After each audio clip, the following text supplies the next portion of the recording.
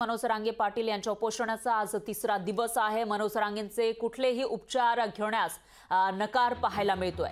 तर सगळे सोयरे कायद्याच्या अंमलबजावणीसाठी उपोषण त्यांनी सुरू केलं आहे। सरकारकडून रांगेंशी कुठलाही संपर्क अजून झालेला नाही अशी माहिती आहे। मनोज रांगेंसोबत विद्यार्थ्यांचं सुद्धा उपोषण सुरूच आहे। सारथीचे जे विद्यार्थी आहेत त्यांना फेलोशिप अजून मिळालेली नाही असा त्यांचा आरोप आहे आणि त्याच पार्श्वभूमीवर जे विद्यार्थी उपोषणाला बसलेले आहेत आणि मनोज रांगे पाटील हे मागील 3 दिवसांपासून उपोषण करतायत। तर तिसऱ्यांदा त्यांचं हे उपोषण सुरू झालं आहे। आधी 2 वेळा मनोज रांगे पाटील यांनी उपोषण केलं आहे। त्यावेळेला त्यांना आश्वासन तर दिलं गेलं पण मागण्या मान्य झाल्या नाही म्हणत त्यांनी पुन्हा एकदा मुंबई चलो मुंबईचा नारा दिलेला होता। मोठ्या संख्येने जे आंदोलक आहेत त्यांच्यासोबत मनोज रांगे पाटील मुंबईच्या दिशेने निघाले। त्यावेळेला अध्यादेश काढला गेला पण त्या अध्यादेशाची अंमलबजावणी करा असं म्हणत आता मनोज रांगे पाटील यांनी पुन्हा एकदा उपोषण सुरू केलंय। आणि याविषयी अधिक माहितीसाठी आपले प्रतिनिधी सुधाकर जाधव हे आपल्या सोबत जोडले गेले आहेत फोन लाईन वरून।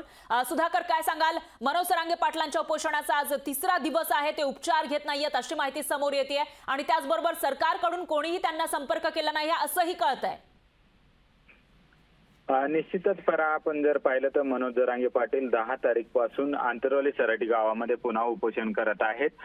सगळे सोयरे जे शब्द आहे त्याचा कायदा पारित करावा या मागणीसाठी मनोज रांगे हे आता पुन्हा उपोषण करत आहे आंतरवली सराटीमध्ये। आज तिसरा दिवस आहे। काल दुसऱ्या दिवशी डॉक्टरांनी या ठिकाणी आंतरवली सराटीमध्ये डॉक्टर आले होते, मात्र मनोज रांगे पाटील यांनी काल संध्याकाळी डॉक्टरांना वापस पाठवलं, उपचार घेण्यास नकार दिला।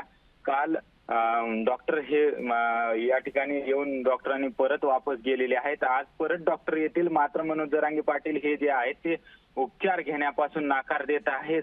आज आणि काल बी उपचार घेण्यापासून त्यांनी नकार दिला होता। मनोज रांगे पाटील पाणी सुद्धा घेत नाहीये, त्यांची प्रकृती गंभीर झाल्याचं देखील या ठिकाणी कळतंय। मात्र सरकारकडून कुठलीही हालचाली या ठिकाणी आंतरवली सराटी गावामध्ये झालेली बरोबर आहे सुधाकर, पण त्यांच्यासोबत जे विद्यार्थी आहे सुधाकर, माझा पुढचा प्रश्न हा आहे की विद्यार्थी सुद्धा त्यांच्यासोबत उपोषणाला बसलेले आहेत, त्यांचं नेमकं काय म्हणणं आहे? निश्चितच फरा आपण जर पाहिलं तर हे विद्यार्थी सारथीचे आहेत आणि त्यांच्या वेगवेगळ्या मागण्या आहेत। त्या मागण्या संदर्भात मनोज रांगे पाटील यांना मागच्या वेळेसच सारथीच्या विद्यार्थ्यांनी या ठिकाणी येऊन मनोज रांगे पाटील यांना उपोषणाच्या ठिकाणी त्यांनी त्यांच्या मागण्यांचे निवेदन दिले होतं आणि तो निवेदन मुख्यमंत्री एकनाथ शिंदे पर्यंत मनोज रांगे पाटील यांनी त्या ठिकाणी मंगेश चिवटेच्या मार्फत या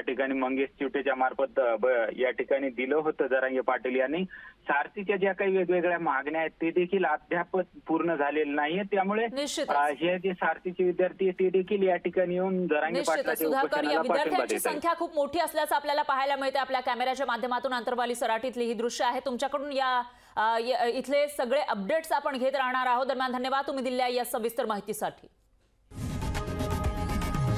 लोकशाही मराठी ऐका, पहा, जागरूक रहा।